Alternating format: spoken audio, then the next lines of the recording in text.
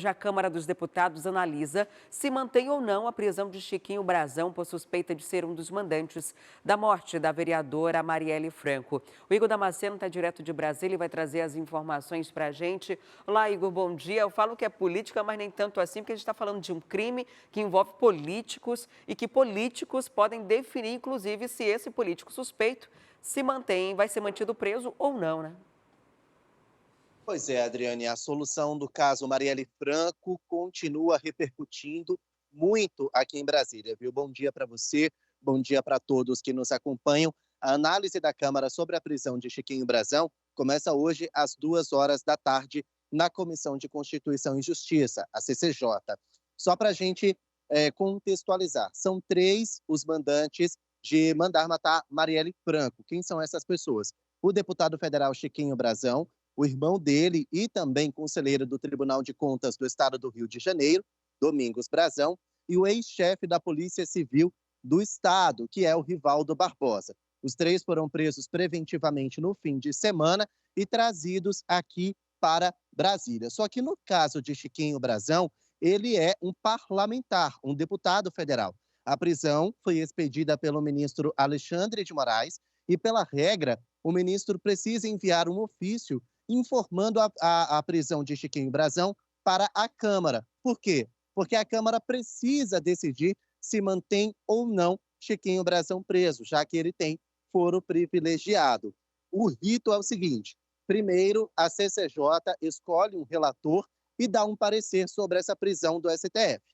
O escolhido na CCJ foi o deputado federal Darcy de Matos, do PSD de Santa Catarina. Hoje, às 2 horas da tarde, ele vai, junto dos demais membros da comissão, analisar essa prisão e dar um parecer. O parecer vai ser enviado ao presidente da Câmara dos Deputados, que é Arthur Lira. E somente depois ele vai marcar uma votação onde os parlamentares, todos eles, 513 deputados, 512 no caso, vão analisar se Chiquinho Brazão vai continuar preso ou não. Para a manutenção da prisão, são necessários pelo menos 257 votos favoráveis em plenário. O parecer da CCJ vai ser hoje, mas ainda não há uma data prevista para, de fato, os parlamentares analisarem a prisão de Chiquinho Brazão. O fato é que daqui até lá ele permanece preso. Nós preparamos uma reportagem sobre todos os desdobramentos no meio político sobre o caso Marielle. Vamos acompanhar. O ofício do ministro Alexandre de Moraes, do Supremo Tribunal Federal, informando a prisão do deputado Chiquinho Brazão, chegou no início da tarde à mesa diretora da Câmara. A primeira turma do STF concordou com as prisões, mas no caso do deputado, a medida ainda deve ser analisada na Câmara. São necessários 257 votos para manter a prisão.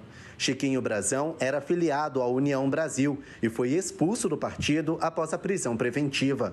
O Ministério Público, junto ao Tribunal de Contas da União, protocolou uma representação no TCU e pediu que o salário do deputado seja suspenso. O valor de R$ 44 mil mensais pode deixar de ser pago se a Corte concordar com o pedido.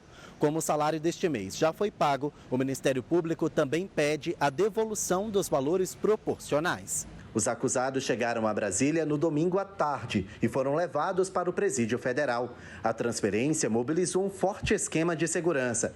Na operação, a Polícia Federal também cumpriu 12 mandados de busca e apreensão em endereços ligados aos acusados. O material apreendido vai ser periciado.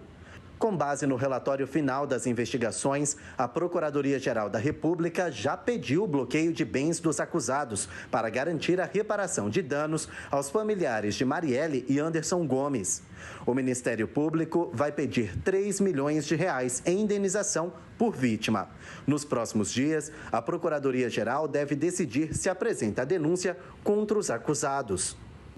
O material que lá existe já deve permitir que o Ministério Público Federal apresente uma denúncia, se for o caso, contra um ou contra todos aqueles que estão investigados e arrolados ou que tiveram seus nomes mencionados no inquérito policial. O ministro da Justiça lembrou que as investigações ficaram praticamente paradas por 5 anos e somente após o governo determinar a entrada da Polícia Federal no caso, o crime pôde ser solucionado. As investigações também apontam que, para terem acesso às reuniões do PSOL, a que Marielle era filiada, os irmãos Brazão contrataram um miliciano que ficou infiltrado no partido. Que esse episódio demonstra que a milícia no Rio de Janeiro não tem qualquer limite e é uma ameaça real à democracia. Não tem limites em se infiltrar, em pegar informações, em coagir politicamente as pessoas dentro dos organismos partidários. É o modus operandi das milícias no Rio de Janeiro, que é um modus operandi bastante sofisticado, complexo, que se espalha, infelizmente, por todo o Estado e por várias atividades. Eu tenho uma impressão que, a partir deste caso, nós podemos, talvez, desvendar outros casos ou, pelo menos, seguir o fio de uma meada de um novelo cuja dimensão ainda não temos clara. As investigações apontam que a vereadora Marielle e o motorista dela, Anderson Gomes, foram assassinados a mando de Chiquinho Brazão e do irmão dele, o conselheiro do Tribunal de Contas do Rio de Janeiro, Domingos Brazão. De acordo com a Polícia Federal, eles contaram com o ex-chefe da Polícia Civil do Estado, Rivaldo Barbosa, para atrapalhar o processo investigativo. A motivação do crime foi rivalidade política. Marielle pertencia a um grupo político que disputava o mesmo eleitorado que os irmãos Brazão. Bom, e foi exatamente isso que a Polícia Federal apontou. O relatório da PF tem 500 páginas e motivou o ministro Alexandre de Moraes a determinar as 3 prisões preventivas. De acordo com a Polícia Federal, os irmãos Brazão eram muito conhecidos ali no estado do Rio de Janeiro e eles tinham envolvimento com grilagem de terra e também essas questões irregulares em solo irregular ali no estado do Rio de Janeiro. Marielle Franco, que era inimiga política deles dois, sabia desse esquema criminoso e, como eles já disputavam o mesmo eleitorado, eles se viram ameaçados pela então vereadora e, por isso, arquitetaram o assassinato dela, que acabou também vitimando o motorista Anderson Gomes. Então, o Rivaldo Barbosa, que era o chefe da Polícia Civil naquela época, sabia de tudo e obstruiu provas e deixou a investigação praticamente parada por 5 anos de propósito. E é exatamente por isso que ele também é apontado como autor intelectual.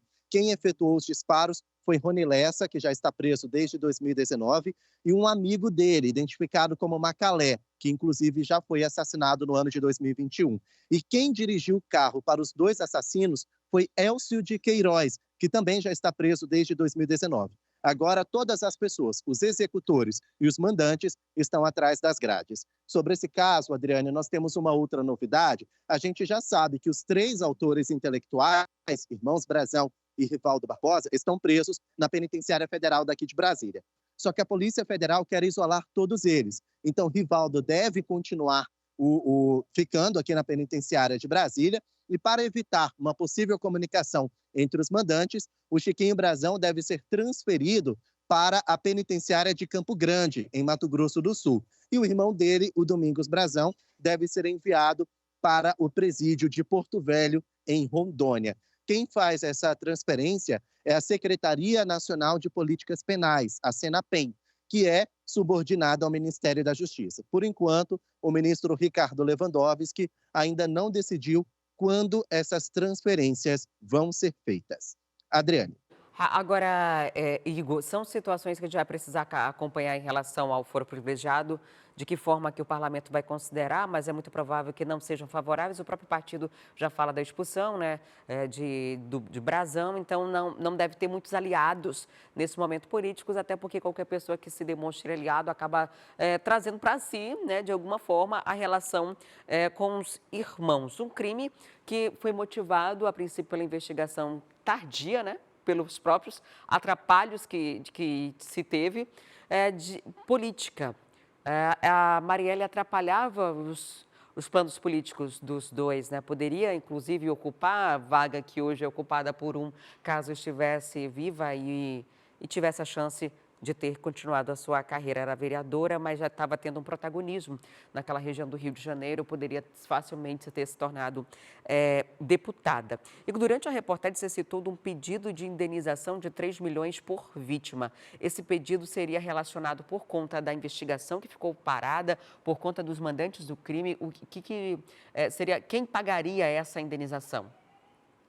A indenização, digamos que por danos morais, né? Reparos para as vítimas, aos familiares da vítima, se é que dá para reparar alguma coisa nessa barbaridade que aconteceu com Anderson Gomes e Marielle Franco. O que acontece é que os irmãos Brazão e até o próprio Rivaldo Barbosa são muito ricos. Eles têm muitas posses, eles têm muito dinheiro na conta bancária. Então, o Ministério Público, junto ao Tribunal de Contas da União, já quer o bloqueio desses bens. Por quê?